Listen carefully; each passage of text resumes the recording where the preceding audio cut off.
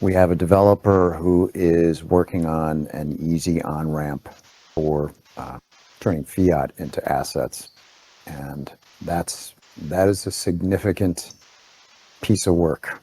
And I'm looking forward to sharing that. We're all looking forward to sharing that.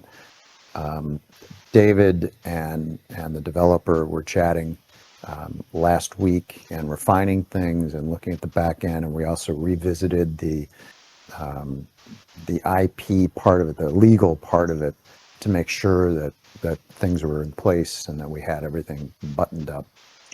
And a big part of this is educating creators who will ultimately use the system to help protect their work, because this is the initial process. As soon as you write a song or perform it, whatever, you would protect it on the blockchain, which gives you a really good starting point for protecting your IP. The next step is the official registration, whether it's a trademark or a copyrightable work, and also patents. But we're really going to be focused in terms of marketing on copyright, music, video, photos, that market, because it's huge.